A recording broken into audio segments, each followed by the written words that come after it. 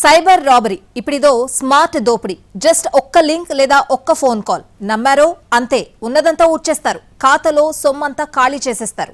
ఇలాంటి మోసమే హైదరాబాద్ లో జరిగింది. తాజాగా ఓ వ్యక్తి బల్క్ వస్తువులు తక్కువ ధరకే వస్తున్నాయని నమ్మి సైబర్ క్రిమినల్స్ చేతిలో నిండా మోసపోయాడు.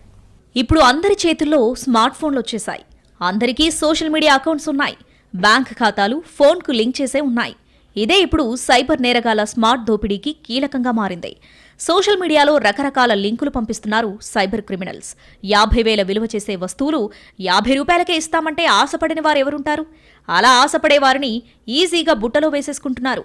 సరిగ్గా హైదరాబాద్లో ఇలాగే జరిగింది. టెలిగ్రామ్లో బల్క్గా వస్తువులను తక్కువ ధరకే అమ్ముతున్నామని సైబర్ క్రిమినల్స్ ఓ లింక్ పోస్ట్ చేశారు.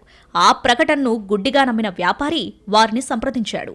ఇంకేముంది, సైబర్ క్రిమినల్స్ బాగా నమ్మించి అసలు కథ షురూ చేశారు. మెహదీపట్నంకు చెందిన ఆ వ్యాపారి సైబర్ నేరగాళ్లతో 80 లక్షల విలువైన వస్తువులను కొనుగోలు చేసేందుకు ఒప్పందం కుదుర్చుకున్నాడు. అయితే సరుకులు డెలివరీ చేయాలంటే ముందుగా 10 లక్షల అడ్వాన్స్గా చెల్లించాలని సైబర్ నేరగాళ్లు షరతు పెట్టారు. వారి మాటలు నమ్మిన వ్యాపారి ఆ మొత్తాన్ని వారికి పంపించాడు. డబ్బందిన తర్వాత కూడా వస్తువులు రాకపోవడంతో అనుమానంతో వారిని ప్రశ్నించాడు. దీంతో వారు మరో నాటకానికి తెరలేపారు. డెలివరీ పూర్తి కావాలంటే అదనంగా మరో 3 లక్షల రూపాయలు చెల్లించాలని మెలికపెట్టారు. చేసేదేమీ లేక ఆ డబ్బు కూడా పంపించాడు. అయినా సరుకులు పంపకుండా రకరకాల కారణాలు చెబుతూ విడతల వారీగా అతని నుంచి డబ్బు గుంజుతూనే ఉన్నారు. ఇలా మొత్తం 80 లక్షల రూపాయలు చెల్లించిన తర్వాత తాను మోసపోయానని వ్యాపారి గ్రహించాడు.